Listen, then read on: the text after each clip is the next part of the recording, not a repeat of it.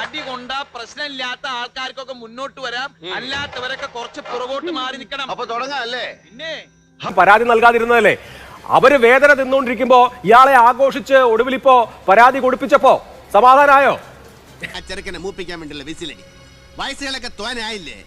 ഇനിയെങ്കിലും ഈ തറ വേലകളൊക്കെ നിർത്തി അവനെ എന്റെ ജോലികൾ ചെയ്ത് ജീവിക്കും. കേൾക്കണേ, ആ പെൺകുട്ടി രാഹുലിനോട് ബന്ധം സ്ഥാപിക്കുകയും അതിനുശേഷം കുട്ടി ഉണ്ടാകുകയും ചെയ്യുമ്പോൾ രാഹുൽ മാങ്കൂട്ടത്തിൽ എങ്ങനെ ആ ബന്ധവുമായിട്ട് മുമ്പോട്ട് പോകും?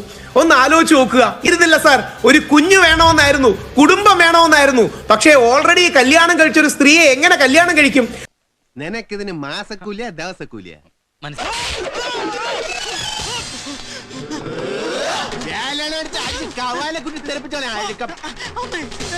കഴിഞ്ഞ 4 മാസമായി ഇതേപോലെ ന്യായങ്ങൾ ചമച്ചാണ് അത് ഈ നിലയിൽ വഷളായത്. ഈ പെൺകുട്ടി വിദണ്ഡവാദങ്ങൾ ഉന്നയിച്ച് ഒരു പെൺകുട്ടിയുടെ ജീവിതത്തെ നരകമാക്കിയ സംഭവത്തെ കുറിച്ചാണ് നമ്മൾ ചർച്ച ചെയ്യുന്നത്.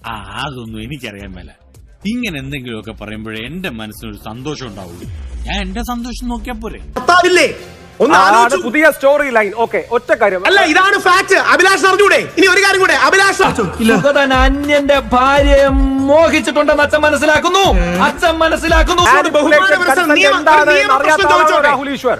രാഹുൽ മാങ്കൂട്ടത്തിനെതിരെയുള്ള കേസ് കോടതിയിൽ സ്റ്റാൻഡ് ചെയ്യില്ല. നിയമത്തിന്റെ സ്ക്രൂട്ടനി സ്റ്റാൻഡ് ചെയ്യില്ല.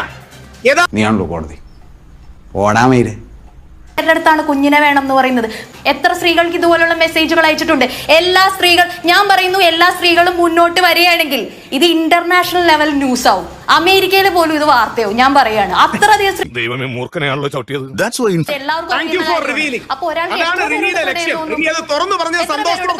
വെറുതെ വിടാൻ പോകുന്നില്ല. ഞാൻ എല്ലാത്തിനും ജയിലിൽ കയറ്റും. ലക്ഷക്കണക്കിന് ആൾക്കാർ കാണുകയാണ്. അവർക്ക് അറിയുന്ന കാര്യമല്ലേ രാഹുൽ ഈശ്വർ? അവർ 10 സെക്കൻഡ് തരണം. റിനി പറഞ്ഞ പച്ചക്കള്ളം ലൈവ് ടിവിയിൽ പൊളിഞ്ഞു വീണു. വേറൊരു സ്ത്രീക്കും രാഹുൽ മാങ്കൂട്ടത്തിൽ കുഞ്ഞു വേണോന്ന് പറഞ്ഞ് മെസ്സേജ് അയച്ചു. ഞാൻ പറഞ്ഞു, എനിക്ക് നിങ്ങളോട് സംസാരിക്കാൻ താല്പര്യമില്ല. നീ എവിടെ പരിപാടി അവതരിപ്പിച്ചാലും ഇത് തന്നെയാണല്ലോ നിന്റെ വിധി. ഉണ്ടത്രേ, ഒറ്റ അവർ തളരരുത് രാമൻകുട്ടി, തളരരുത്. കലാകാരനല്ലാത്തവരെ സമൂഹം അംഗീകരിക്കില്ല.